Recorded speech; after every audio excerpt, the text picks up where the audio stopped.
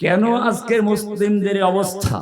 আমরা কোরআন থেকে জিজ্ঞেস করব, আল্লাহকে জিজ্ঞেস করব, আল্লাহ তুমিই বলে দাও কারণটা কি। আল্লাহ তাআলা বলছেন, ওয়ালা তাহিনু ওয়ালা তাহজানু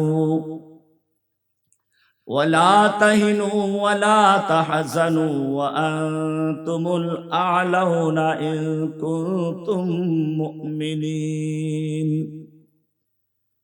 ওয়ালা তাহিনু, তোমাদের কোনো ভয় নেই, তোমাদের কোনো চিন্তা নেই। ওয়া আনতুমুল আ'লাউনা ইন কুনতুম মুমিনিন, তোমরাই থাকবে বিজয়ী, তোমরাই থাকবে উচ্চ আসনে। কে বলছেন? ওয়া আনতুমুল আ'লাউনা, তোমরাই আলা থাকবে, বিজয়ী থাকবে, সর্বোচ্চ আসনে থাকবে, মাথা উঁচু করে দাঁড়াবে। ইন কুনতুম মুমিনিন, শর্ত হচ্ছে একটা, যদি মুমিন হতে পারো। কি হতে পারো? মুমিন হতে পারো। তো মুমিন তো আমরা সকলেই আছি। মুমিন কাকে বলে? এখানেই গন্ডগোল। আল্লাহ অসত্য বলেননি, আল্লাহ ঠিকই বলেছেন, মুমিন হলে তোমাদেরকে বিজয় দেব। মুমিন ছিল মুহাম্মদ বিন কাসেম। ভারতবর্ষের রাজা দাহিরের কারাগারে দুইজন মুসলমান মহিলা নির্যাতিত হচ্ছিল। সেই মহিলা দুটো কারাগার থেকে নিজের রক্ত বের করে কালি বানিয়ে, তারপরে ওড়নাকে কাগজ বানিয়ে তৎকালীন খলিফাতুল মুসলিমিনের কাছে পত্র লিখেছিল। মুসলমানদের তৎকালীন খলিফা হাজ্জাজ বিন ইউসুফ ইতিহাসে জালিম বাদশা ছিল, কিন্তু তারপরেও তার ইমানি রক্ত তাজা হয়ে গেল। 16 বছরের যুবক ভাতিজা মোহাম্মদ বিন কাসেমকে ডেকে বলল, যত অস্ত্রের প্রয়োজন, যত টাকার প্রয়োজন নিয়ে যাও, ভারতবর্ষে রাজা দাহিরকে উচিত শিক্ষা দিতে হবে। ইতিহাস সাক্ষী, সুদূর হেজাজ থেকে মোহাম্মদ বিন কাসেম রাহমাতুল্লাহ আলাইহি ভারতবর্ষে এসে শুধু সেই মুসলিম দুই বোনকে উদ্ধার করে ক্ষান্ত হন নাই, গোটা ভারতবর্ষে ইসলামের বিজয় পতাকা উড্ডীন করে ছেড়েছিলেন। বর্তমান বিশ্বের যেদিকেই আমরা তাকাই, সব দিকেই একটাই চিত্র, মুসলিম নির্যাতিত নিপীড়িত হচ্ছে। ফিলিস্তিন থেকে কাশ্মীর, কাশ্মীর থেকে উইঘুর, উইঘুর থেকে আরাকান, সব জায়গায় একই চিত্র। মুসলিমদের উপরে আক্রমণ হচ্ছে, মুসলিমদের বাড়ি ঘরগুলো ধ্বংস করে দেওয়া হচ্ছে, নারী শিশু নির্বিচারে হত্যা করা হচ্ছে। অথচ এই মুসলিমদের ইতিহাস ছিল ভিন্ন। এই মুসলিমদের যখন সংখ্যা কম ছিল, তখন পৃথিবীর বড় বড় সুপার পাওয়ার গুলো তাদের ভয়ে থরথর করে কাঁপত। ইতিহাস পড়ুন।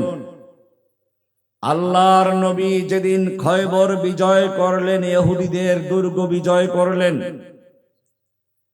আজকে যে ইহুদির ভয়ে মুসলমান থরথর করে কাঁপছে, এই ইহুদি কাল পর্যন্ত মুসলিমদের কাছে একটু আশ্রয় ভিক্ষা করছিল। যখন ইহুদিদের দুর্গ খয়বর মুসলিমদের বিজয় হলো, ইহুদি নেতা আল্লাহর নবীর দরবার এসে হাত জোর করে প্রার্থনা করতে লাগলো, ইয়া রাসূলুল্লাহ, আপনারা খয়বর বিজয় করেছেন, আপনারা এখন মালিক। আমরা কৃষি কাজ জানি, আপনাদের বর্গা জমি চাষ করে কৃষি কাজ করে আমরা আপনাদেরকে অর্ধেক ফসল দিয়ে, অর্ধেক ফসলের বিনিময়ে আমরা একটু আশ্রয়ের জন্য অনুমোদন ভিক্ষা করছি।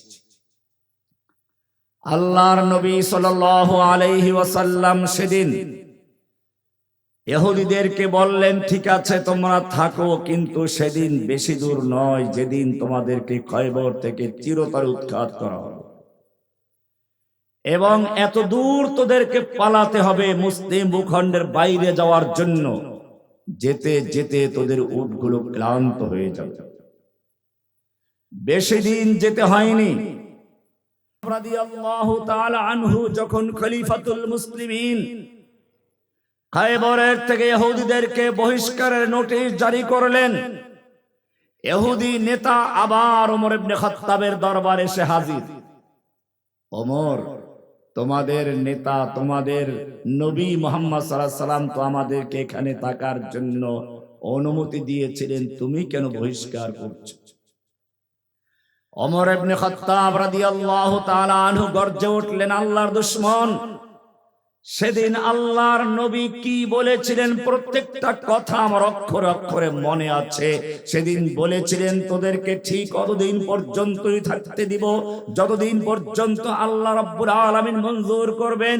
এরপরই বলেছিলেন, সেদিন বেশি দূরে নয় যেদিন তোদেরকে খয়বর ছেড়ে পালাতে হবে, এত দূর যেতে হবে, যেতে যেতে তোদের ঘোড়াগুলো উটগুলো ক্লান্ত হয়ে যাবে। আজকের সেই দিন এসেছে, মুসলিম ভূখণ্ডের বাইরে চলে যাবি, অর্ধ জাহান মুসলিমদের দখলে, এর বাইরে যেতে যেতে তোর উটগুলো ঠিকই ক্লান্ত হয়ে যাবে। যে ইহুদি কাল পর্যন্ত মুসলিমদের কাছে একটু প্রাণ ভিক্ষা করছিল, আশ্রয়ের জন্য একটু জায়গা চাচ্ছিল, আজকে সেই ইহুদিরা মুসলিমদেরকে নির্বিচারে হত্যা করে যাচ্ছে। যে হিন্দু 700 বছর পর্যন্ত মুসলিমদের গোলামি করেছে, গোটা ভারতবর্ষে মুসলিমদের করুণা ভিক্ষা করে চলেছে, আজকে সেই হিন্দু মুসলিমদেরকে নির্বিচারে হত্যা করছে। শুধু হত্যাই করছে না, মুসলিমদেরকে চ্যালেঞ্জ ছুড়ে দিচ্ছে, হিন্দু হিন্দি हिंदुस्तान जबन भेजो पाकिस्तान, गो हमारी माता है तुम उसको खाता है, तुमको चाहिए पाकिस्तान या भेजेंगे कब्रिस्तान। কেন মুসলিমদের এই অবস্থাটা আজকে কেন হলো? আজকের আলোচনা সেই কেনর উত্তর খুঁজে বের করব কোরআন থেকে ইনশাআল্লাহ। যারা বসে আছেন অন্যান্য ওয়াজ মাহফিলের মতো না, একটা ক্লাস, একটা দার্স, ছোটবেলায় ক্লাস করেছেন শিক্ষকদের কাছ থেকে, আজকের একটা কোরআনের ক্লাস হবে, ঈমানের ক্লাস, পরীক্ষাও হবে, শেষে পাস করলে পুরস্কার দেওয়া হবে ইনশাআল্লাহ। কেন আজকের মুসলিমদের অবস্থা আমরা কোরআন থেকে জিজ্ঞেস করবো, আল্লাহকে জিজ্ঞেস করবো, আল্লাহ তুমিই বলে দাও কারণটা কি। আল্লাহ তাআলা বলছেন, ওয়ালা তাহিনু ওয়ালা তাহজানু ওয়ালা তাহিনু ওয়ালা তাহজানু ওয়া আনতুমুল আ'লাউনা ইন কুনতুম মুমিনিন। ওয়ালা তাহিনু, তোমাদের কোনো ভয় নেই, তোমাদের কোনো চিন্তা নেই, ওয়া আনতুমুল আ'লাউনা ইন কুনতুম মুমিনিন, তোমরাই থাকবে বিজয়ী, তোমরাই থাকবে উচ্চাসনে। কে বলছেন? ওয়া আনতুমুল আ'লাউনা, তোমরাই আলা থাকবে, বিজয়ী থাকবে, সর্বোচ্চ আসনে থাকবে, মাথা উঁচু করে দাঁড়াবে। ইন কুনতুম মুমিনিন, শর্ত হচ্ছে একটা, যদি মুমিন হতে পারো। কি হতে পারো? মুমিন হতে পারো। তো মুমিন তো আমরা সকলেই আছি। মুমিন কাকে বলে? এখানেই গন্ডগোল। আল্লাহ অসত্য বলেননি, আল্লাহ ঠিকই বলেছেন, মুমিন হলে তোমাদেরকে বিজয় দেব। মুমিন ছিল মুহাম্মদ বিন কাসেম। ভারতবর্ষের রাজা দাহিরের কারাগারে 2 জন মুসলমান মহিলা নির্যাতিত হচ্ছিল। সেই মহিলা দুটো কারাগার থেকে নিজের রক্ত বের করে কালি বানিয়ে, তারপরে ওড়নাকে কাগজ বানিয়ে তৎকালীন খলিফাতুল মুসলিমিনের কাছে পত্র লিখেছিল। মুসলমানদের তৎকালীন খলিফা হাজ্জাজ বিন ইউসুফ ইতিহাসে জালিম বাদশা ছিল, কিন্তু তারপরেও তার ইমানি রক্ত তাজা হয়ে গেল। 16 বছরের যুবক ভাতিজা মোহাম্মদ বিন কাসেমকে ডেকে বলল, যত অস্ত্রের প্রয়োজন, যত টাকার প্রয়োজন নিয়ে যাও, ভারতবর্ষে রাজা দাহিরকে উচিত শিক্ষা দিতে হবে। ইতিহাস সাক্ষী, সুদূর হেজাজ থেকে মোহাম্মদ বিন কাসেম রাহমাতুল্লাহ আলাইহি ভারতবর্ষে এসে শুধু সেই মুসলিম 2 বোনকে উদ্ধার করে ক্ষান্ত হন নেই, গোটা ভারতবর্ষে ইসলামের বিজয় পতাকা উড্ডীন করে ছেড়েছিলেন। কিসের বিনিময়ে? ওয়ালা তাহিনু ওয়ালা তাহজানু ওয়া আনতুমুল আ'লাউনা ইন কুনতুম মুমিনিন। তোমাদের কোনো ভয় নেই, তোমাদের কোনো চিন্তা নেই, তোমরাই থাকবে বিজয়ী, তোমরাই থাকবে উচ্চ আসনে। ইন কুনতুম মুমিনিন, যদি মুমিন হতে পারো। সূরা আলে ইমরান 139 নম্বর আয়াত। যদি মুমিন হতে পারো। মুমিন কাকে বলে? ঈমানদারকে মুমিন বলে, যে ঈমান এনেছে। ঈমান কি জিনিস? ঈমান আমরা সকলেই পড়ি লা ইলাহা ইল্লাল্লাহ। এই কালেমা পাঠ করে আমরা ঈমানদার হই, ইসলাম কবুল করি। বিয়ে করতে গেলেও বিয়ে করার সময় কবুল করা লাগে। কবুল করা ছাড়া বিয়ে হবে? কাজী আপনাকে জিজ্ঞেস করছে, আপনি কবুল করলেন? আপনি বলেন কবুল করলাম, তারপরে বিয়ে হয়। কবুল করা ছাড়া কেউ বিয়ে করেছেন এখানে? বিয়ে করতে গেলে কবুল করা লাগে। ইসলাম আপনি কবুল করা ছাড়াই পেয়ে গেছেন। বাপদাদা মুসলমান, পরিবেশটা মুসলমান, দেশটা মুসলমান, আপনিও জন্মসূত্রে মুসলমান। আপনি জানেন না ইসলাম কি জিনিস। এজন্য খেয়াল রাখবেন, লা ইলাহা ইল্লাল্লাহ শুধুমাত্র একটা কালিমানা পড়ার জন্য নয়। লা ইলাহা ইল্লাল্লাহ শুধু পড়লেই চলবে না। কোরআন বলছে লা ইলাহা ইল্লাল্লাহর সাক্ষ্য দিতে হবে। শুধু সাক্ষ্য দিলেই চলবে না। কোরআন বলছে সূরা আনআম 6 নম্বর সূরা 19 নম্বর আয়াত, আল্লাহ তাআলা প্রশ্ন করেছেন, তুমি কি জানো কুল আইয়ু শাইইন আকবারু শাহাদা, সবচেয়ে বড় সাক্ষ্য কোনটি? তুমি কি জানো? তুমি মুসলমান দাবি করছো, সবচেয়ে বড় সাক্ষ্য কোনটা জানো কি? কে প্রশ্ন করেছেন? কোন সূরা? আনআম কত নম্বর আয়াত? 19 নম্বর। প্রশ্ন করেছেন কে? আপনি তো প্রশ্নই শুনেন নাই কোনদিন। আল্লাহ এরকম একটা প্রশ্ন করেছেন। শুধু এ পর্যন্তই না, এরপরে আল্লাহ জানিয়ে দিয়েছেন এই লা ইলাহা ইল্লাল্লাহর সাক্ষ্য মানুষ দেয়, জিন ইনসান গাছগাছালি পশু পক্ষী সকলেই দেয়, কিন্তু জেনে রাখো লা ইলাহা ইল্লাল্লাহর সাক্ষ্য দিয়েছেন স্বয়ং আল্লাহ। কে দিয়েছেন? সূরা আলে ইমরান 18 নম্বর আয়াতটা পড়বেন, পরিষ্কার পেয়ে যাবেন। শাহিদাল্লাহু আন্নাহু লা ইলাহা ইল্লা হুয়া ওয়াল মালাইকাতু ওয়া উলুল ইলমি কাইমান বিল কিসত। শাহিদাল্লাহ, আল্লাহ নিজে সাক্ষ্য দিয়েছেন। লা ইলাহার সাক্ষ্য কে দিয়েছেন? সাক্ষ্য দিতে হবে, আল্লাহ নিজেও দিয়েছেন। শুধু এ পর্যন্তই না, লা ইলাহা ইল্লাল্লাহর সাক্ষ্য না দিলে তোমার আযান হবে না। আশহাদু আল্লা ইলাহা ইল্লাল্লাহ না বললে আযান হবে? আশহাদু আল্লা ইলাহা ইল্লাল্লাহ না বললে তোমার ইকামত হবে না। আশহাদু আল্লা ইলাহার সাক্ষ্য না দিলে তোমার খুতবা হবে না। আশহাদু আল্লা ইলাহা বলে সাক্ষ্য না দিলে তোমার ঈমান হবে না। সাক্ষ্য কাকে বলে? সাক্ষ্য দিতে হবে, বুঝলাম। লা ইলাহা খালি পড়লেই চলবে না, সাক্ষ্য দিতে হবে। ক্লিয়ার না এখন? এবারে সাক্ষ্য কাকে বলে এটাও ক্লিয়ার হবে। আপনি আদালতে গেলেন, জজ সাহেব জিজ্ঞেস করলেন আপনি কে? আপনি বললেন আমি তো এই খুনের মামলার একজন সাক্ষী। আচ্ছা বলুন কে খুন করেছে? আপনি বললেন জানি না। কাকে খুন করেছে তাও তো জানি না। কি দিয়ে খুন করলো, কেন করলো, কিচ্ছু জানেন না। আদালত কি বলবে? বেটা ফাজলামি করার জায়গা আর খুঁজে পাও নাই। আদালতে ফাজলামি করতে এসছো, পুলিশ ধরে দাও, যদি মাথা সুস্থ থাকে জেলে ঢুকাও, নইলে পাগলাগারদে পাঠাও। দুনিয়ার আদালতে সাক্ষী দিতে হলে জেনে বুঝে সাক্ষী দিতে হয়। তাহলে যেই সাক্ষ্য এত বড়, আল্লাহ নিজেই প্রশ্ন করেছেন তুমি জানো কি? কুল আইয়ু শাইইন আকবারু শাহাদা, সবচেয়ে বড় সাক্ষ্য কোনটি? যেই সাক্ষ্য না দিলে আযান হয় না, যেই সাক্ষ্য না দিলে কামত হয় না, যেই সাক্ষ্য না দিলে খুতবা হয় না, যেই সাক্ষ্য না দিলে ঈমান হয় না, যেই সাক্ষ্য দিয়েছেন স্বয়ং আল্লাহ, সেই সাক্ষ্য না বুঝে দিলে চলবে?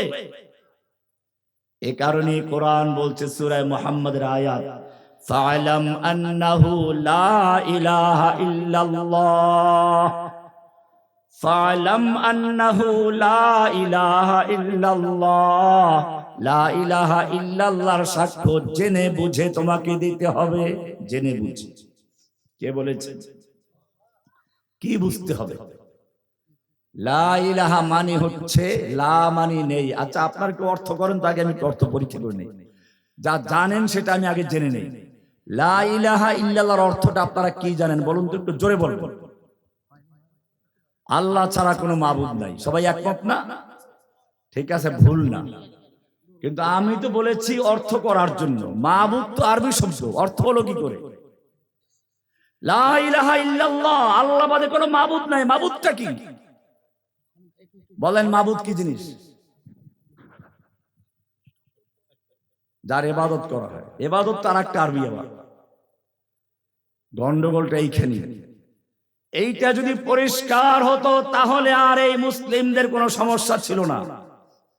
মনে করে আল্লাহ বাদে কোনো মাবুদ নাই। মাবুদ তো আমরা বানাই না। মাবুদ মানে ওই যে মূর্তি পূজা করতো ওইটা, আমরা তো মাবুদ বানাই নাই। আরে বেটা, মাবুদের অর্থ কি ওইটা? মাবুদ আজকে ভালো করে বুঝবেন, মাবুদ অর্থ কি। মাবুদ শব্দের মূল শব্দ আব্দুন। মূল শব্দ কি? আমরা বলি আশহাদু আন্না মুহাম্মাদান আবদুহু। আব্দুন শব্দের অর্থ গোলাম। আব্দুন মানে কি? গোলাম, দাস। ইবাদত মানে হচ্ছে দাসত্ব করা, হুকুম মানা। ইবাদত মানে কি? দাসত্ব করা। আব্দুন মানে দাস, আবেদ মানে দাসত্বকারী, গোলাম। মানে আবেদ ইবাদতকারী, দাস। আর মাবুদ হলো যার দাসত্ব করা হয়, যার হুকুম পালন করা হয়, তাকে বলে কি? এখন আসুন, আপনি যদি আল্লাহর হুকুম পালন করেন তাহলে আপনার মাবুদ কে? আল্লাহর হুকুম বাদ দিয়ে যদি ওনার হুকুম মানেন, আপনার মাবুদ কে হবে? উনি হবেন না? এখন আমরা দেখি মাবুদ কয়জন। মসজিদে গেলে আপনি আল্লাহর হুকুম দিয়ে নামাজ পড়লেন, মসজিদ থেকে বের হয়ে গ্রামে একটা সালিশি বসেছে, ইমাম সাহেব আসলেন, সম্মানিত মানুষ। চেয়ারম্যান সাহেব বলল, হুজুর আপনি পবিত্র মানুষ, আপনি মসজিদে চলে যান, এখানে আপনার দরকার নাই। ইমাম সাহেবের কথা চলবে? ওখানে ইমাম সাহেবের কথা চলবে? কোরআন দিয়ে হুকুম চলবে? ওইখানে চেয়ারম্যানের হুকুম চলে। তুমি যেই চেয়ারম্যানের হুকুম পালন করছো মসজিদের আল্লাহকে বাদ দিয়ে, সেই চেয়ারম্যান এখন তোমার মাবুদ, কারণ তুমি তার হুকুম পালন করো।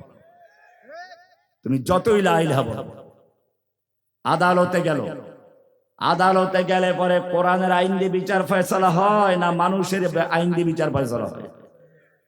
সেখানে আল্লাহর হুকুম চলে না, হুকুম চলে কার? বিচারকদের। মানব রচিত আইনে বিচার হয়। এখন আপনি ওখানে আল্লাহর হুকুম পালন করলে আপনার মাবুদ আল্লাহ হতো, কিন্তু আপনি তো আল্লাহর হুকুম পালন করেন না। হুকুম পালন করে জজ শব্দের, ব্রিটিশের তৈরি করা আইনের। আপনার মাবুদ প্রত্যেকটা জজ। আপনি বলছেন লা ইলাহা, কোনো মাবুদ নেই।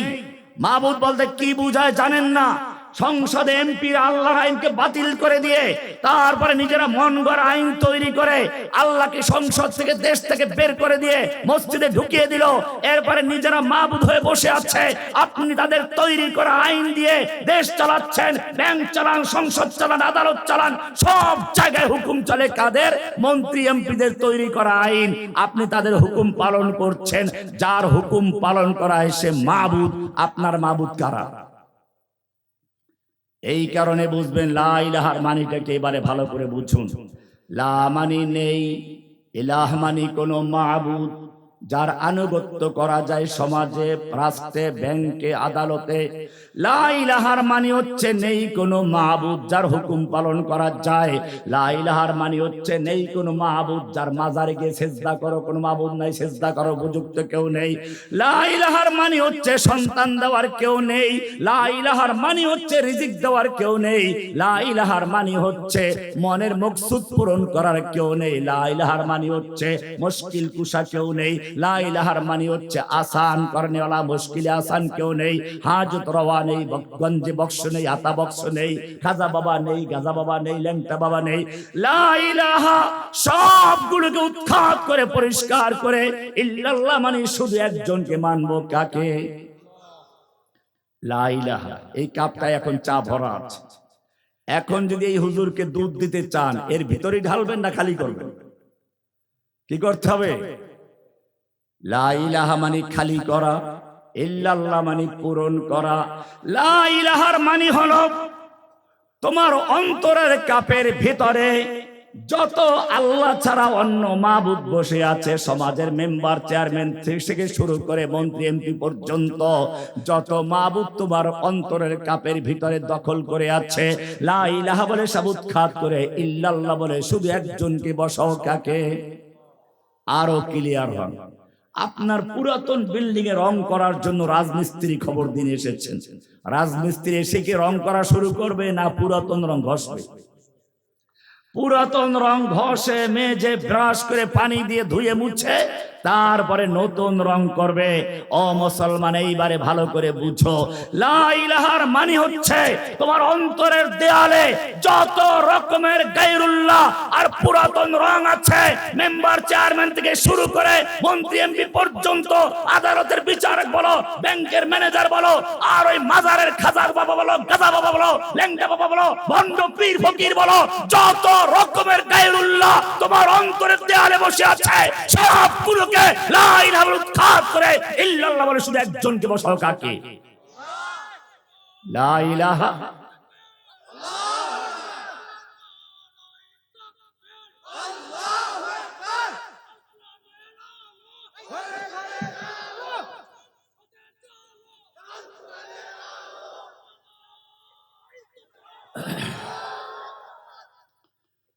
লা ইলাহা ইল্লাল্লাহ। আজকে ভালো করে বুঝবেন, লা ইলাহা মানে হচ্ছে কুফর করা। কি করা?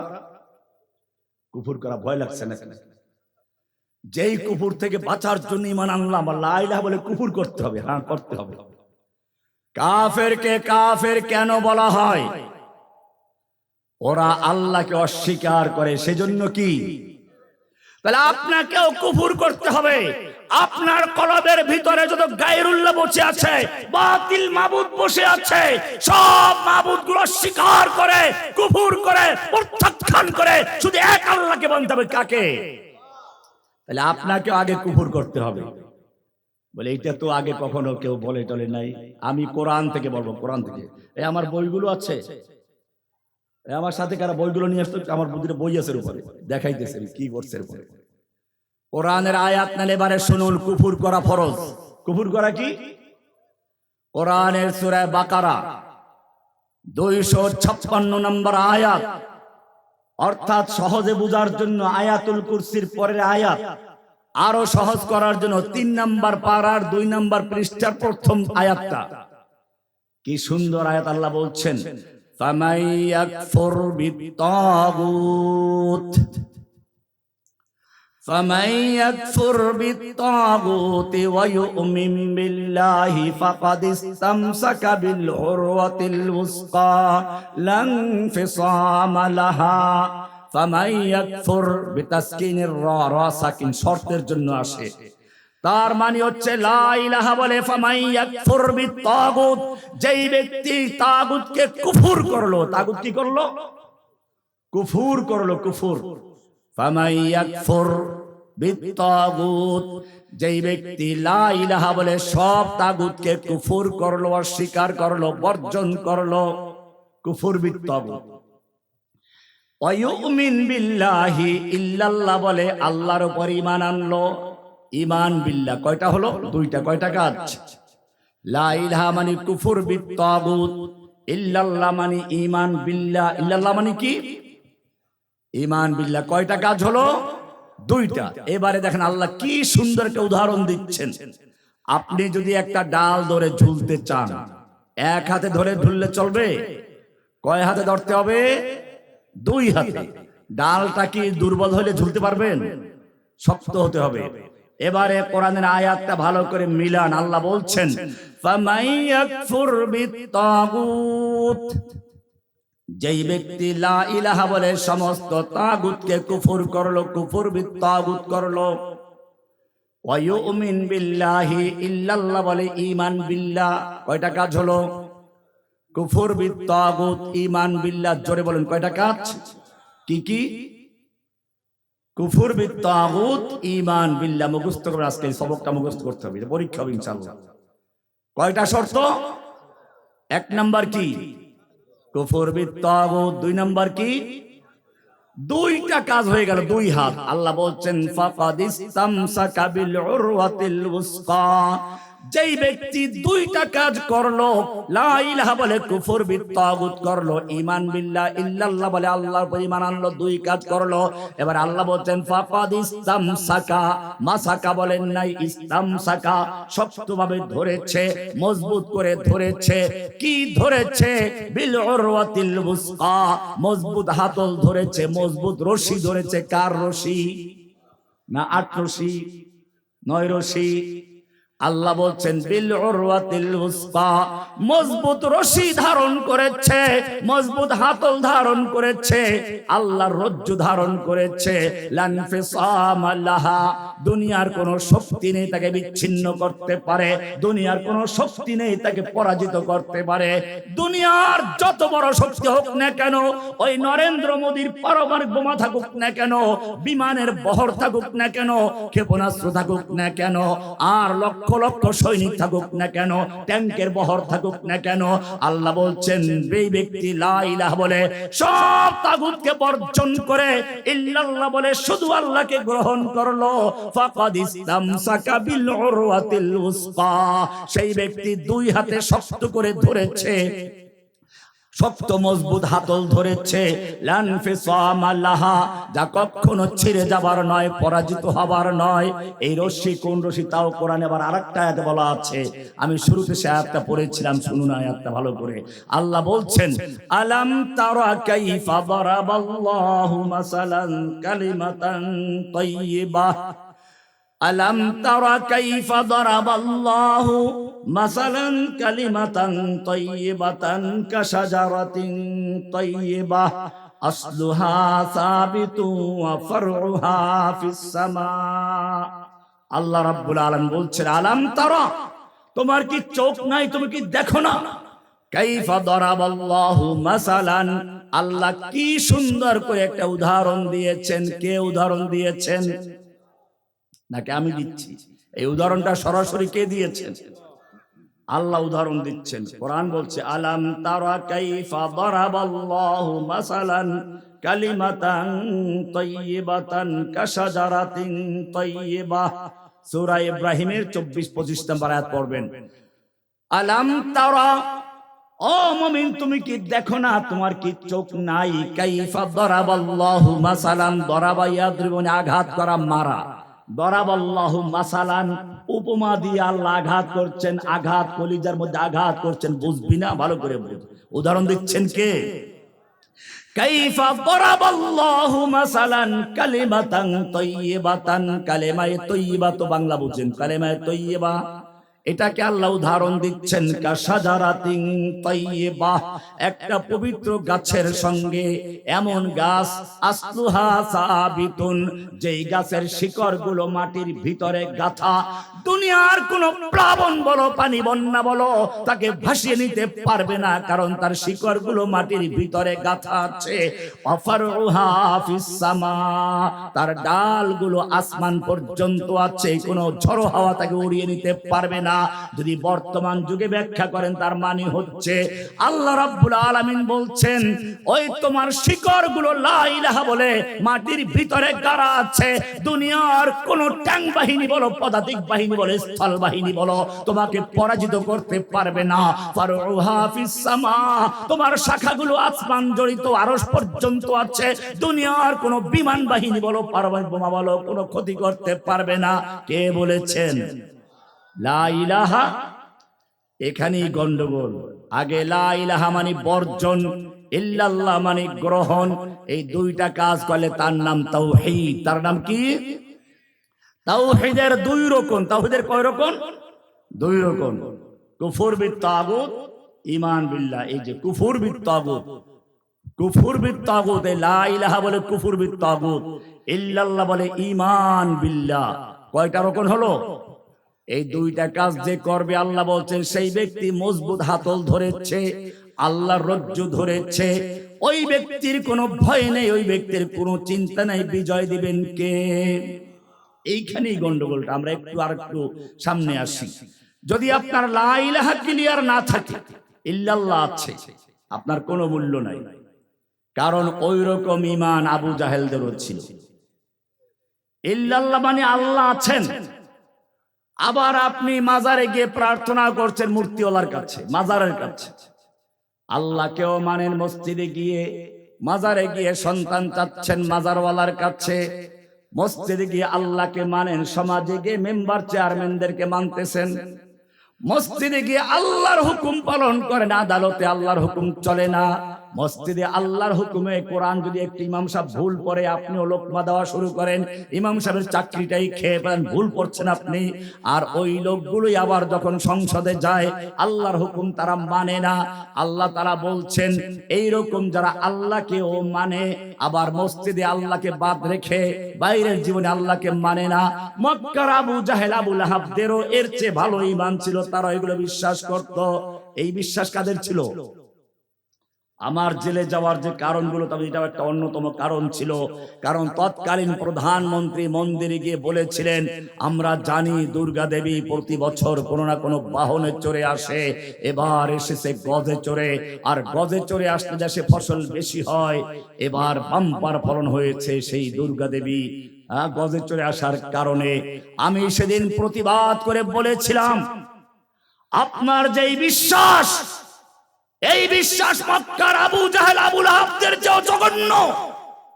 আমি কোরআন দিয়ে সেদিন দলিল দিয়েছিলাম, সেই দলিলগুলো এখন আপনাদেরকে লিখে দিয়েছি। কোরআন বলছে, ওয়ালা ইন সাআলতাহুম মান খালাকাহুম লায়াকুলুন্নাল্লাহ।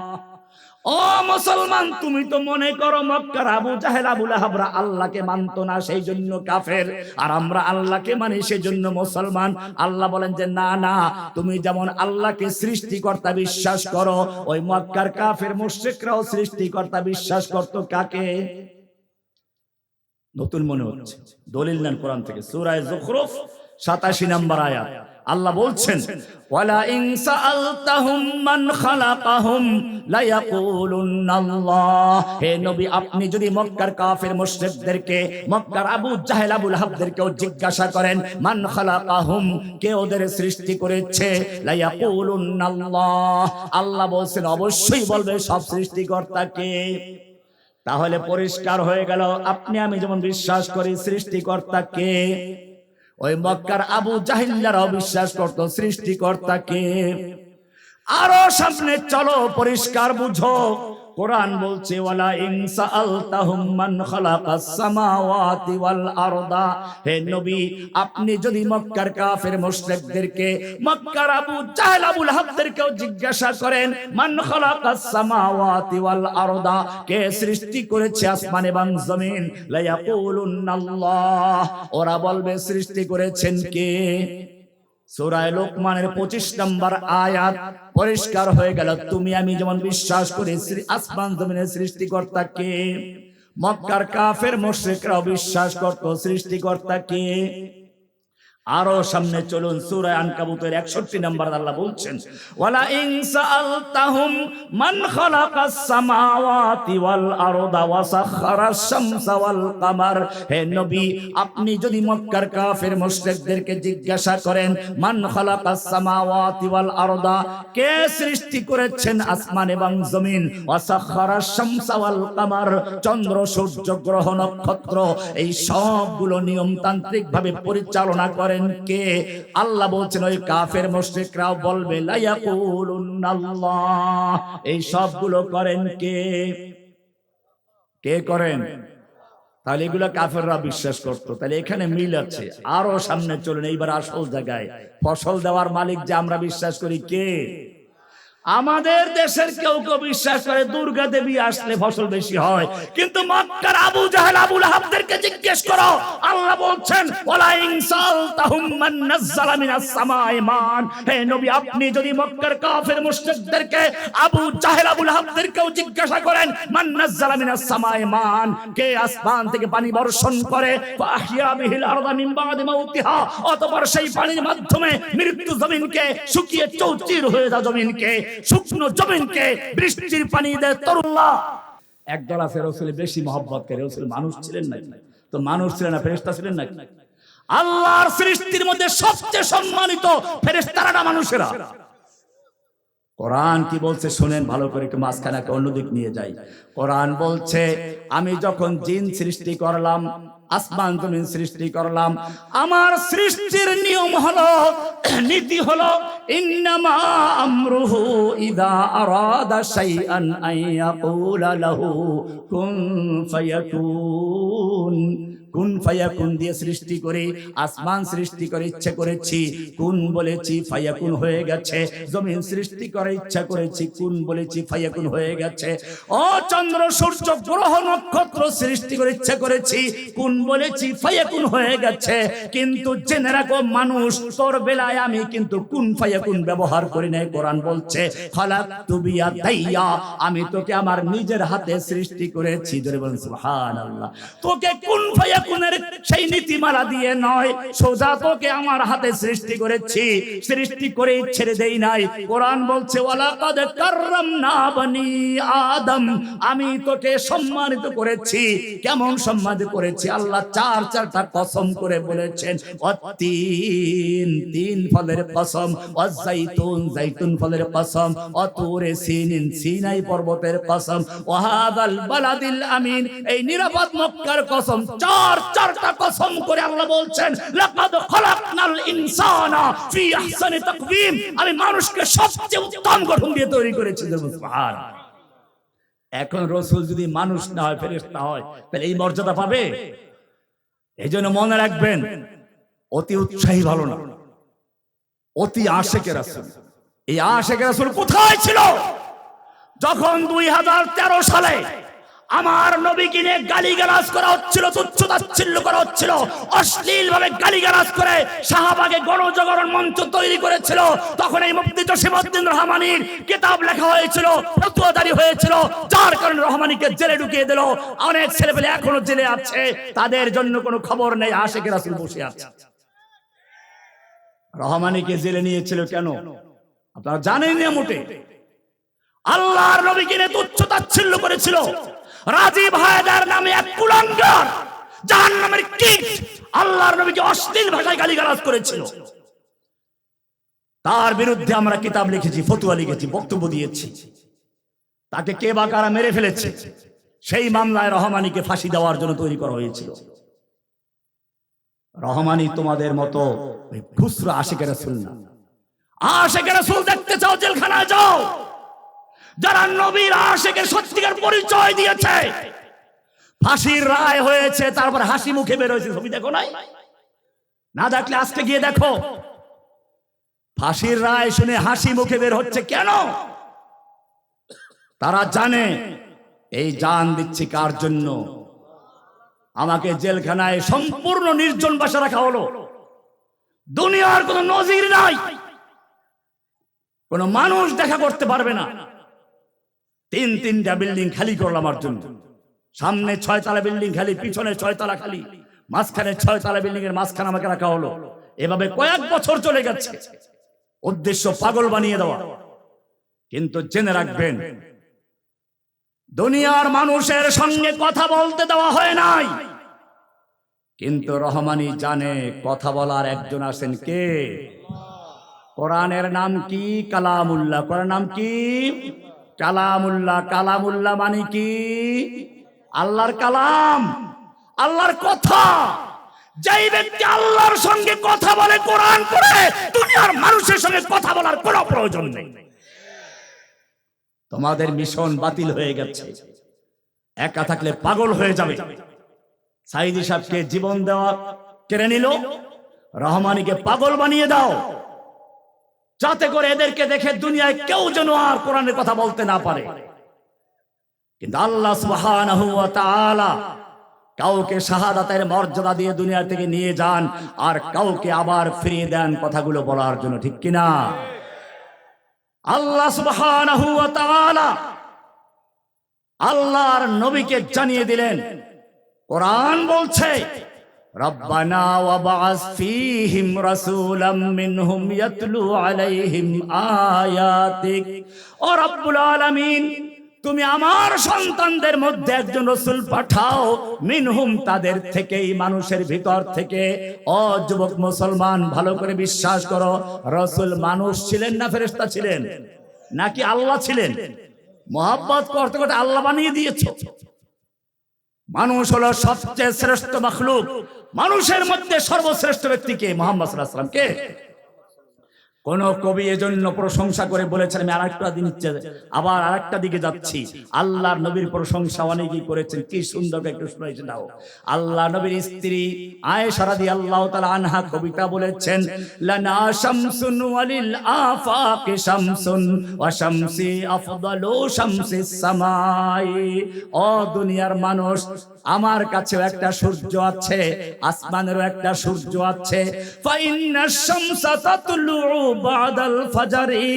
আসমানের সূর্যটা ফজরের পরে উঠে দুনিয়াকে আলোকিত করে, আর আমার সূর্য কি করে জানো? ওয়াশামসি তাতলু বাদাল ইশাই।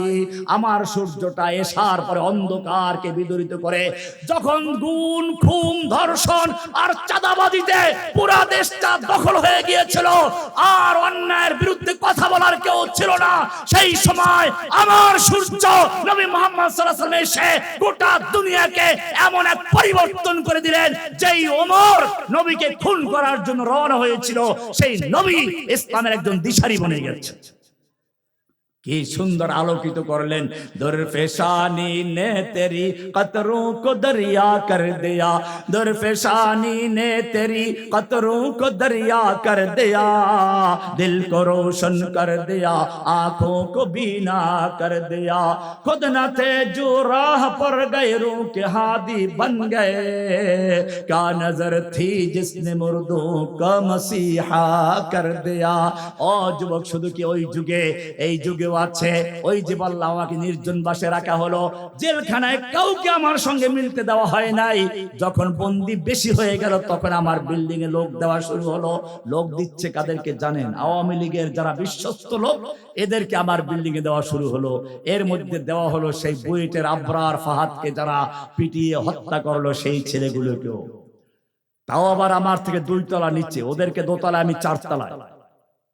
যেহেতু ওরা ছাত্রলীগের নেতা, প্রশাসনকে বললো আমরা একটু রহমানী সাহেবের কাছে কোরআন পড়তে চাই, শিখতে চাই, জেলখানায় আছি। প্রশাসনও একটু ঢিল দিয়ে অনুমতি দিল। নুরানি কায়দা যেরকম পড়ায় সেরকম পড়ান শুরু করলাম। কি মেধাবী ছাত্র! আল্লাহু আকবার। কোরআন পড়তে পড়তে ওই যে কোরআনের ছোঁয়া। ওমর, যেই ওমর আল্লাহর নবীকে হত্যা করতে রওনা হয়েছিল, যখন পথে জানলো ওমর যাচ্ছ কোথায়, মুহাম্মাদের গর্দান আনার জন্য, আরে তোমার যে ভগ্নিপতি আর বোন ইসলাম কবুল করেছে, সেই খবর কি আছে তোমার? সোজা চলে গেছে বোনের বাড়িতে, গিয়ে দেখে ঠিকই আওয়াজ আসতেছে কোরআন পড়া, দরজা বন্ধ। দরজার জোরে আঘাত করলো। এবারে তারা বুঝলো কোরআন গোপন করে যে পড়াইতেছিল খাব্বাব রাদিয়াল্লাহু তাআলা আনহু, তাকে দরজার ভিতরে লুকিয়ে দিয়ে দরজা খুললো। বলল, তোমরা কি করতেছিলে? বোন বলল, আমরা গল্প করতেছিলাম। না, আমি শুনেছি তোমরা মুসলমান হয়ে গেছো। এই বলে তার ভগ্নিপতিকে মারা শুরু করলো।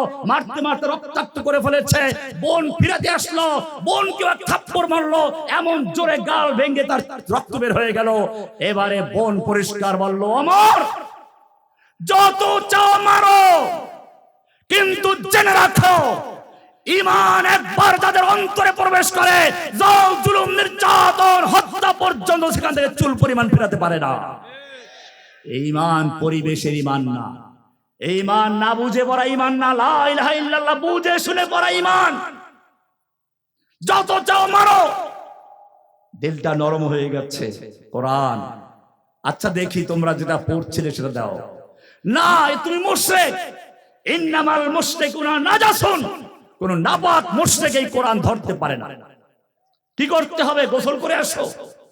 গোসল করে আসলো, কোরআনের আয়াত পড়া শুরু হয়ে গেল। তাহা মা আনজালনা আলাইকাল কুরআনা লিতাশকা। এখান থেকে পড়তে পড়তে 5 আয়াত পড়ে ফেললো। ইন্নানি আনাল্লাহ, ইন্নানি আনাল্লাহ, লা ইলাহা ইল্লা আনা ফা'বুদনি ওয়া আকিমিস সালাতা লিযিকরি।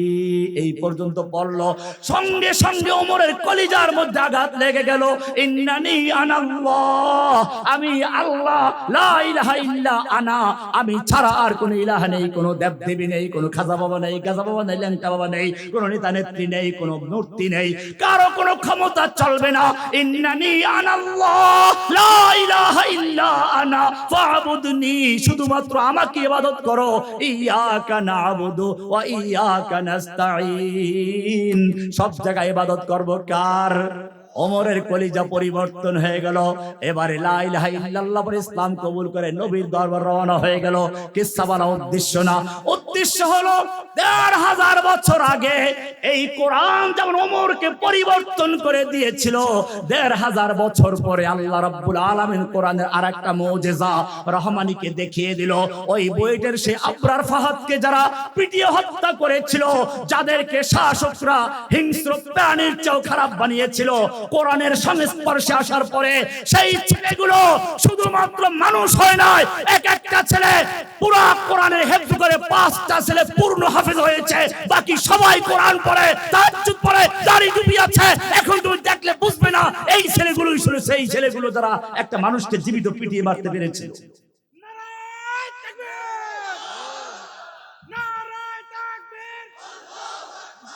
বলছিলাম যে বিষয়টা ওমর রাদিয়াল্লাহু তাআলা আনহু ইসলাম কবুল করলেন, সেই কিসসা বলা উদ্দেশ্য না। বলছিলাম রাসূল মানুষ ছিলেন, দোয়া করলেন রব্বানা ওয়াবআস ফীহিম রাসূলাম মিনহুম ইয়াতলু আলাইহিম আয়াতিক। ও মুসলমান, শুধু এই পর্যন্ত না, এইবারে প্রধান মেহমান দুনিয়া আগমন করবেন, সময় হয়ে গেছে, ঘোষণা দেওয়া দরকার। কি সুন্দরভাবে ঘোষণা হচ্ছে।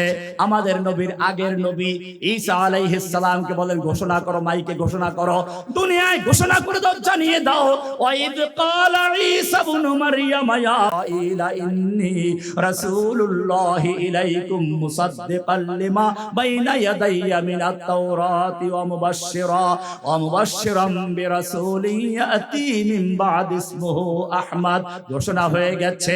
ও মুসলমান, আমি বলছিলাম মানুষের জীবনে শুরু হয় তার জন্ম দিয়ে, শেষ হয় মৃত্যু দিয়ে। এই পর্যন্ত আলোচনা করতে করতে সামনে যাচ্ছি। শুধু ওইটাই না, নবী হিজরত করে কোন জায়গায় আসবেন ওটাও নবীর জন্মের আগে লেখা হয়ে গেছে। মদিনা শরীফের ওখানে বাদশা তুব্বার ছেলে এসেছিল শিকার করতে, কে বাকার তাকে মেরে ফেলেছে। বাদশা তুব্বা ভীষণ ভয়ঙ্কর রূপ নিয়ে মদিনা আক্রমণ করার জন্য আসলো, তছনছ করে ফেলবে। সঙ্গে তার কিছু আলেমরাও ছিল, রাত্রি যাপন করার জন্য তারা অবস্থান করলো। মদিনার লোকেরা বুঝতে পারলো বড় কোন আক্রমণ আসতেছে, যাক আক্রমণ করলে করুক, ওরা তো মেহমান, ক্ষুধার্ত লোক, খাবারের তো প্রয়োজন আছে, পেট তো আছে। রাতের বেলায় খাবার তৈরি করে খাঞ্চা ভরে ভরে মাথায় করে নিয়ে মেহমানদের সামনে হাজির করছে। বাদশা তুব্বা বলল, তোমরা কারা? তোমরা কি জানো না আমরা তোমাদেরকে হামলা করতে, ধ্বংস করতে এসেছি? বলে আমরা সব জানি। বলে তাহলে খাবার নিয়ে আসলে কি জন্য? খাবার নিয়ে আসছে এজন্য, এটা আমাদের ঐতিহ্য, আমরা ইয়াসরিবের বাসিন্দা, আমাদের এখানে কোনো মেহমান না খেয়ে থাকতে পারে না। তোমরা মেহমান, দূরের থেকে এসেছো, যুদ্ধ করলে করব, অসুবিধা নেই, কিন্তু এখন তো খাবারের প্রয়োজন। বাদশা তুব্বা আলেমদেরকে বলল, কিতাব খোলো, এই জায়গা সম্পর্কে কি ইতিহাস আছে দেখো। আহলে কিতাব ইহুদি আলেমরা, তৎকালীন যারা সহি আলেম ছিল, কিতাব খুলে বলল, বাদশা তুব্বা এই জায়গায় আক্রমণ করার ভুল করো না, পরাজিত করতে পারবে না। কেন? এই জায়গা হচ্ছে সেই জায়গা যেখানে সর্বশেষ নবী, নবী আখিরুজ জামান খাতামুন নবীন হিজরত করে চলে আসবেন। এটা সেই জায়গা, এখানে আক্রমণ করলে ধ্বংস হয়ে যাবে। আমরা তোমার সঙ্গে যাচ্ছি না, আমরা এখানে রয়ে গেলাম, সেই নবীর অপেক্ষায় থাকলাম। বাদশা তুব্বা বলল, আচ্ছা ঠিক আছে, তাহলে একটা কাজ করো, তোমরা এখানে থাকো, অপেক্ষায় থাকো, আমি ওই নবীর জন্য একটা প্রাসাদ নির্মাণ করে দিচ্ছি। দোতলা একটা সুন্দর বাড়ি তৈরি করে দিলেন, দলিল লিখে দিলেন, একটা পত্র লিখে দিলেন, আর বললেন এই বংশ পরম্পরায় যে থাকবে তোমাকে দিলাম, তুমি থাকো, তারপরে যে থাকবে সেই চিঠি তার কাছে হস্তান্তর করবে। ইতিহাস পড়ুন, আল্লাহর নবী যখন মদিনায় হিজরত করলেন, মদিনার প্রত্যেকটা মানুষ চাচ্ছে নবীকে তার ঘরে মেহমান বানাবেন, কিন্তু নবী বললেন, যা আমার উটকে ছেড়ে দাও, ফাইন্নাহা মামুরাতুম মিনাল্লাহ, আমার উট আল্লাহর পক্ষ থেকে আদিষ্ট, ওকে যেখানে যেতে দাও যাবে, ও ঠিকমতো থামবে। গিয়ে আবু আইয়ুব আনসারীর বাড়ির সামনে গিয়ে থামলো। আল্লাহর নবী সাল্লাল্লাহু আলাইহি সাল্লাম বললেন, এই বাড়িতে কে আছো, আসো, আমার চিঠি কোথায়, চিঠি দাও। পরিষ্কার হয়ে গেল। আমি বলছিলাম মানুষের জীবনে শুরু হয় তার জন্ম দিয়ে, শেষ হয় মৃত্যু দিয়ে। আমার নবীজির জীবন শুরু হয়েছে রূহ জগৎ থেকে শেষ হবে জান্নাতের দরজা খোলার পরে, মাকামে মাহমুদ অবস্থান করার পরে। সেই নবীর এত মর্যাদা। এবারে ওই আসল জায়গায় চলে আসি। ওহুদের ময়দানে আল্লাহর নবীকে উদ্দেশ্য করে পাথর তরবারি দিয়ে আঘাত করা হলো, নবীর দান শহীদ হয়ে গেল। তুমি কবিতা বড় মজা করে, কর দেয়া দঙ্গে ওহুদ মে, কর দেয়া জঙ্গে ওহুদ মে, মুস্তফা দন্দা শহীদ, ये खिलाफत ये शरीयत हमको मिलने के लिए। কিন্তু তুমি তো চিন্তা করো নাই নবী কষ্ট করেছেন। ও মুসলমান, আমি জিজ্ঞেস করি, এতক্ষণ পর্যন্ত তোমাকে অনেক দূর থেকে ঘুরিয়ে নিয়ে আসলাম নবীর ভালোবাসা কত আল্লাহর কাছে, তা প্রমাণ করার জন্য এবারে তোমাকে আমি জিজ্ঞেস করতে চাই, সেই উহুদের ময়দানে আল্লাহর নবীকে উদ্দেশ্য করে যেই লোকটা আঘাত করেছিল, আঘাত করার সময় আল্লাহ দেখতে পাচ্ছিলেন কিনা? আল্লাহর ফিরাবার ক্ষমতা ছিল কিনা? ফিরিয়েছিলেন কিনা? ফিরান নাই। কেন ফিরান নাই? মহব্বত নষ্ট হয়ে গেছিল? আল্লাহ বলছেন না, তাও হয় না। কোরআন বলছে অদ্দুহা ওয়াল লাইলি ইযা সাজা মা ওয়াদ্দাআকা রাব্বুকা ওয়া মা ক্বালা। হে নবী, আপনাকে আপনার রব ছেড়েও দেন নাই, আপনার প্রতি অসন্তুষ্ট হন নাই বলে তাহলে আমাকে এত মারলো, তুমি কেন ফিরাও নাই? আল্লাহ রাব্বুল আলামিন জানিয়ে দিচ্ছেন, শোনো, আমি আল্লাহর নিয়ম হচ্ছে আম হাসিবতুম আন তাদখুলুল জান্নাতা ওয়া লাম্মা ইয়াতিকুম মাসালুল الذين خلوا من قبلكم مستهم البأساء والضراء وزلزلوا حتى يقول الرسول والذين آمنوا معه متى نصر الله। কি সুন্দর করে আল্লাহ বলছেন, ও মুসলমান, তোমরা কি মনে করেছো এমনি জান্নাতে ঢুকে যাইবা মিষ্টি মিষ্টি সুন্নাত পালন করে, আর খাওয়ার পরে মিষ্টি খাওয়া সুন্নাত নাকি? যদিও সহিহ কোনো হাদিস নেই। হ্যাঁ, আল্লাহ নবী এমনি ইউহিব্বুল আসাল, আল্লাহ নবী আসাল হালুয়া, মধু হালুয়া এগুলো এমনি পছন্দ করতেন, কিন্তু খাওয়ার পরে খাইলে হজম শক্তি বাড়ে, ঠিক আছে, এটা কোনো হাদিস না। কিন্তু তুমি মিষ্টি খাওয়ার জন্য হাদিস তৈরি করেছো, কিন্তু তোমার নবীকে কষ্ট করতে হয়েছে। আল্লাহ বলছেন, তুমি কি মনে করছো এমনি জান্নাতে ঢুকে যাইবা? তোমার নবীকে নির্যাতন সহ্য করতে হয়েছে, সাহাবীদেরকে পরীক্ষা দিতে হয়েছে, বদরে, ওহুদে, খন্দকে, কত জায়গায় তাদেরকে যুদ্ধের ময়দানে কাটাতে হয়েছে, পেটে পাথর বাঁধতে হয়েছে। এইরকম কঠিন অবস্থা তোমাদের সামনে না আসা পর্যন্ত তুমি এমনি জান্নাতে ঢুকে পাইবে সেইটা মনে করেছো? হাত্তা ইয়াকুলার রাসূল ওয়াল্লাযীনা আমানু মাআহু মাতা নাসরুল্লাহ। এমন কি স্বয়ং আল্লাহর রাসূল নিজে এবং তার সঙ্গীগণ বলতে বাধ্য হলেন, আল্লাহর সাহায্য কবে আসবে? বান্দার ক্ষমতা যেখানে শেষ হয়ে যায় সেখান থেকে আল্লাহর সাহায্য শুরু হয়ে যায়। আল্লাহ বলছেন, আলা ইন্না নাসরাল্লাহি করিব। ইব্রাহিম আলাইহিস সালামকে আগুনে নিক্ষেপ করা হচ্ছে। জিবরাইল ফেরেশতা, মিকাইল ফেরেশতা এসে বলছেন, ইব্রাহিম, আমাদের আর সহ্য হচ্ছে না, খালি একটু হুকুম দাও, একটা পাখা দিয়ে আঘাত করে মাটি উল্টিয়ে দেয়, নমরুদের গোষ্ঠী পুরো সারখার হয়ে যাবে।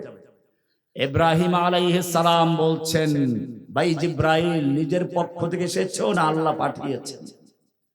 বলেন, না, নিজের পক্ষ থেকে এসেছি, তবে আল্লাহর কাছে অনুমতি নিয়েছি। বলে, সরো এখান থেকে, আমি তো তোমার দাওয়াত দিয়ে এই পর্যন্ত আসি নাই, আমি যে আল্লাহর দাওয়াত দিয়েছি সেই আল্লাহর সাহায্য চাই। ইয়াকা নাবুদু ওয়া ইয়াকা নাস্তাঈন। ও রব্বুল আলামিন, আমি তো তোমার ডাইরেক্ট ইবাদত করি, তোমার ডাইরেক্ট সাহায্য চাই, জিবরাইল আজরাইলের ভায়া মাধ্যম চাই না।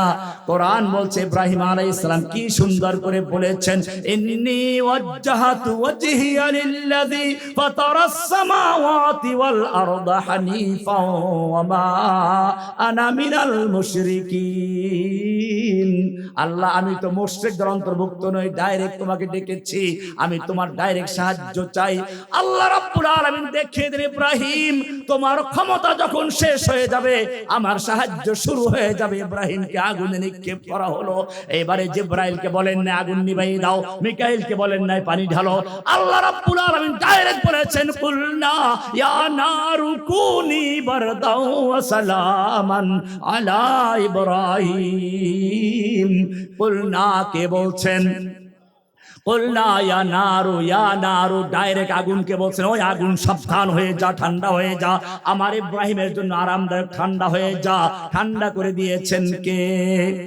ও যুবক, আমি তোমাকে বলি যে আল্লাহ রাব্বুল আলামিন ইব্রাহিমের জন্য নমরুদের আগুনকে ঠান্ডা করে দিয়েছিলেন। সে আল্লাহ আগের মতো জীবিত আছেন কিনা? আল্লাহর শক্তি আগের মতো আছে কিনা? তাহলে সাহায্য কেন করছেন না? ওই যে লা ইলাহা इल्लल्लाहर गंडगोल আছে। आज भी जो करे इब्राहिम का ईमान पैदा, आग कर सकती है अंदाज़े गुलिस्ता पैदा।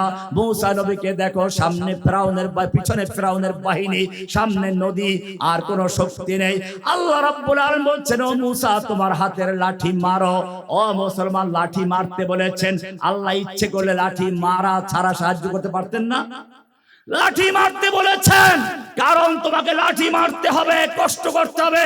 তোমার যেই পর্যন্ত ক্ষমতা আছে সবগুলো ব্যয় করে তারপরে আল্লাহর কাছে সাহায্য চাও। তারপরে সাহায্য করার মালিক কে?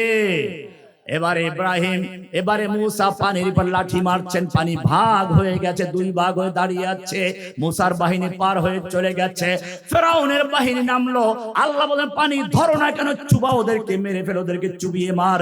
ও মুসলমান, আমি জিজ্ঞেস করতে চাই, যেই নবী, যে আল্লাহ তাআলা মূসা নবীর জন্য নদীতে রাস্তা করে দিয়েছিলেন, ফিরাউনকে চুবিয়ে মারলেন, সে আল্লাহ জীবিত আছেন কিনা?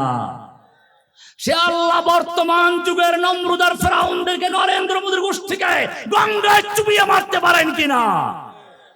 কিন্তু শর্ত তো একটা আছে, মিসলে কালিম হো আগার मारे का आजमा कोई, मिसले कलीम हो अगर मारे का आजमा कोई, आज भी आती है कोहे तूर से बंगला तखफ। ओ मुसलमान, আল্লাহর মতো আছে, বুড়া হন নাই, দুর্বল হন নাই। কি সুন্দর করে কবি বলছেন, লা নিদ্দা ওয়ালা দিদ্দা ওয়ালা হাদ্দা লিমাউলা, আল আনা কামা কানা ওয়া লাম ইয়ালকা যাওয়ালা, ফরদুন সামাদুন আন সিফাতিল খালকি বারিয়ুন, রাব্বুন আযালিয়ুন খালাকাল খালকা কামালা, ইনশিতা মিনাল খাউফি আমানাও ওয়া সালামা, ফাবুদহু ইয়াকিনান বিগুদুবি ওয়া আসালা, ইনশিতা মিনান নারি নাজাতাও ওয়া ফালাহা, ফাআমিন বিরাসূলিন তাজিদুল কুরবা কামালা। আল্লাহ আগের মতো আছে, শক্তি আগের মতোই আছে, কিন্তু জেনে রাখো তোমাদের সাহায্য করতে হলে হাম তো মাইল বেকরম হাই কোই সাইল হে নেই। আমি কাকে সাহায্য করব? আমার শক্তি আগের মতোই আছে। ওয়ালা তাহিনু ওয়ালা তাহজানু ওয়া আনতুমুল আ'লাউনা ইন কুনতুম মুমিনিন। তোমাদেরকে মুমিন হতে হবে। লা ইলাহা ইল্লাল্লাহর কয়টা রকম, কয়টা অংশ? দুইটা। লা ইলাহা মানে বর্জন, ইল্লাল্লাহ মানে গ্রহণ। লা ইলাহা মানে ঈমান, কুফর বিত তাগুত, ইল্লাল্লাহ মানে ঈমান বিল্লাহ। যদি তোমার দুইটা অংশের একটা না থাকে, যদি লা ইলাহা বলে সব তাগুতকে বর্জন করতে না পারো, এবারে তোমাকে কোরআনের সর্বশেষ আয়াত দিয়ে দলিল দিচ্ছি। কোরআন বলছে ওয়া মাই ইউশরিক বিল্লাহি ওয়া মাই ইউশরিক বিল্লাহি ফাকান্নামা খাররা মিনাস সামা ফাতাখতাফুহু আত-তায়র আও তাহফি বিহির রিহু ফি মাকানিন সাহিক। আল্লাহ রাব্বুল আলামিন বলছেন, শুনো ভালো করে শুনো, ওয়া মাই ইউশরিক বিল্লাহি, যেই ব্যক্তি লা ইলাহা বলে সব তাগুতকে বর্জন করতে পারে নাই, ওই মক্কার কাফেরদের মতো মসজিদে গেলে আল্লাহকে মানে, আদালতে আল্লাহ চলে না, ব্যাংকে আল্লাহ চলে না, সংসদে আল্লাহ চলে না। ওরা আল্লাহকে ধরেছে, ইল্লাল্লাহ বলে এক হাতে ধরেছে, এক হাতে ধরেছে, দুই হাতে ধরে নাই। আল্লাহ বলেন ফাকা আন্নামা খাররা মিনাস সামা, সেজন্য আকাশ থেকে ছিটকে পড়েছে। কয় হাতে ধরেছিল? কয় হাতে? এক হাতে ধরলে ঝোলা যাবে? ছিটকে পড়বে। কে বলছেন? আল্লাহ বলছেন ফাকা আন্নামা খাররা মিনাস সামা, সূরা হজ 31 নম্বর আয়াত। আল্লাহ বলছেন ফাকা আন্নামা খাররা মিনাস সামা, তার হাত আসমান থেকে ছুটে গেছে, এক হাতে ধরেছিল, লা ইলাহা বলে বর্জন করতে পারে নাই, তাগুতকেও মানে আল্লাহকেও মানে। আল্লাহ বলছেন খাররা মিনাস সামা, আসমান থেকে ছিটকে পড়েছে। ছিটকে পড়লে কি হবে? আল্লাহ বলছেন ফাতাখতাফুহু তাইর, তাকে পাখি ছো মেরেছে। তয়রুন মানে পাখি, তয়র মানে কি? পাখি। ফাতাখতাফুহু তাইর, তাকে পাখি ছো মেরে নিয়ে গেছে। ও মুসলমান, এটা কোন পাখি? চিল পাখি না, এটা কোনো মাছরাঙ্গা না, এটা কোনো বাস পাখি না, এটা হচ্ছে ফাতাখতাফুহু তাইর। এই মার্কা মুসলমান যারা, তাদেরকে কাদিয়ানি পাখি ছো মেরে 2 টাকা দিয়ে কাদিয়ানি বানায়। খ্রিস্টান মিশনারি এসে ছো মেরে 2 কেজি চাউল দিয়ে খ্রিস্টান বানায়। ফাতাখতাফুহু তাইর, বাউল পাখি এসে তাকে বাউল ফকির বানাইয়া দেয়, মাজার পূজারি এসে মাজার পূজারি বানাইয়া দেয়, আর ওই ভণ্ড পীরের ছো মেরে ভণ্ড পীরের মুরিদ বানাইয়া দেয়, নাস্তিক এসে ছো মেরে নাস্তিক বানাইয়া দেয়। কোরআন বলছে ফাতাখতাফুহু তাইর। কিন্তু যদি তোমার ঈমান বুঝে শুনে হয়, লা ইলাহা মানে সব তাগুতকে বর্জন করো, ইল্লাল্লাহ মানে কাকে গ্রহণ করো। এই ঈমান যদি হয় সেই ঈমান বিলালের ঈমান, এই ঈমান তুমি বালুর উত্তপ্ত বালুর উপরে চিৎ করে শুয়ে রেখে উপরে পাথর চাপা দেওয়া হয়েছে, তারপরে বলা হচ্ছে ঈমান ত্যাগ করো। আওয়াজ আসছে আহাদ আহাদ লা ইলাহা ইল্লাল্লাহ। এই ঈমান সেই ঈমান। সুমাইয়া রাদিয়াল্লাহু তাআলা আনহা ইসলামের প্রথম শহীদ নারী, তার স্বামীকে হত্যা করা হয়েছে, ইয়াসিরকে হত্যা করা হয়েছে, তার পুত্র আম্মারকে নির্যাতন করা হচ্ছে, আর নিজেকে লজ্জাস্থানে বর্ষা দিয়ে আবু জাহল আঘাত করছে আর বলছে ঈমান ত্যাগ করো। সেখান থেকে আওয়াজ আসছে আশহাদু আল্লা ইলাহা ইল্লাল্লাহ। এটা হচ্ছে সেই খুবাইবের ঈমান, এটা হচ্ছে সেই ওমরের বোনের ঈমান, ভাইয়ের মার খেয়েও পরিষ্কার ঘোষণা করে দেয় লা ইলাহা ইল্লাল্লাহ। এটা হচ্ছে খুবাইব রাদিয়াল্লাহু তাআলা আনহুর ঈমান। মক্কার সবচেয়ে বড় কবি সাহিত্যিক, তাকে ফাঁসিতে শুলিবিদ্ধ করা অবস্থায় আছে, ফাঁসিও না শুলি, পিছন থেকে লোহার রড ঢুকিয়ে দেওয়া হয়, মাথা দিয়ে বের করা হয়, সেই শুলির কাছে ঝুলা অবস্থায় বলা হলো খুবাইব, এই মুহূর্তে যদি তোমাকে ছেড়ে দেওয়া হয় আর তোমার নবী মুহাম্মদ কে রেখে দেওয়া হয়, এতটুকু খালি মুখে বলো তোমার নবীকে ধরা সম্ভব নয়, তিনি মদিনায়, আমরা ধরতে পারবো না, কিন্তু তুমি খালি মুখে বলো তোমার জায়গায় তোমার নবীকে রেখে দেওয়া হোক, তোমাকে ছেড়ে দেওয়া হোক, এতটুকু বললে আমরা তোমাকে ছেড়ে দিব।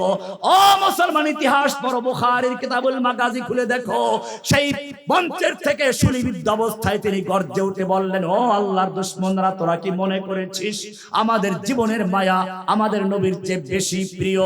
ও ভালো করে শুনে রাখ, আমার পায়ে একটা, আমার নবীর পায়ে একটা কাঁটা বিদ্ধ হবে, আর আমি খুবাইব আমার স্ত্রী সন্তান নিয়ে আরামে থাকবো, তাও বরদাস্ত করতে পারবো না। এরপরে তিনি সে ঐতিহাসিক কবিতা পড়লেন, ফালাস্তু উবালি হিনা উকতালু মুসলিমা আলা আইয়ি শাক্কিন কানা ফিল্লাহি মাসরাই ওয়া যালিকা ফি যাতিল ইলাহি ওয়া ইন ইয়াশা ইবারিক লি ফি আওসালি শিলবিন মুমাজ্জাই। এটাই ছিল মুসলিম উম্মার বিজয়ের মূল উৎস। ও মুসলমান, ইতিহাস পড়ো, বাদশাহ রোম পারস্যের সম্রাটের সেফাসালার রস্তমের বিরুদ্ধে যুদ্ধ হচ্ছে।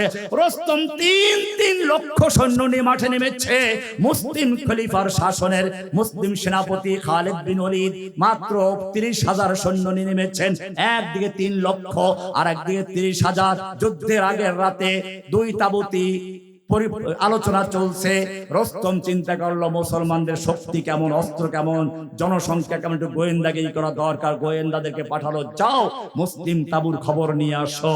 গিয়া দেখলো ভোর রাতে সব কান্দে, কেবল কান্নাকাটির আওয়াজ আসতেছে, কান্না ডুকরে ডুকরে কান্নাকাটি করছে। রস্তমের গোয়েন্দারা গিয়ে বলল, রস্তম, মুসলিমদের সঙ্গে যুদ্ধ করার কোনো প্রয়োজন নেই, ওরা ভয় পেয়ে কান্নায় বালিশ ভিজিয়ে ফেলেছে। রস্তম চিন্তা করলো, তাহলে 3 লক্ষ সৈন্য দরকার নাই, 1 লক্ষ নিয়ে নামলো। পরের দিন যুদ্ধ শুরু হয়ে গেল।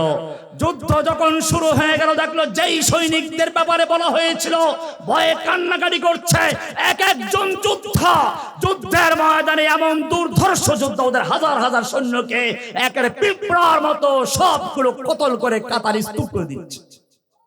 যেদিকে যাচ্ছে লাইন পরিষ্কার হয়ে যাচ্ছে। রস্তম বলল, যুদ্ধ থামাও। এবারে বহুদর্শী, বহু বিচক্ষণ, অভিজ্ঞ গোয়েন্দা পাঠালো, যাও মুসলিম তাবুতে গিয়ে আবার দেখো কি অবস্থাটা।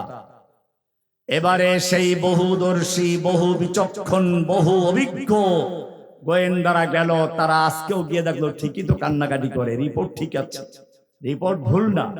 এবারে চিন্তা করলো, আচ্ছা দেখি কেন কান্নাকাটি করছে, রহস্যটা কি।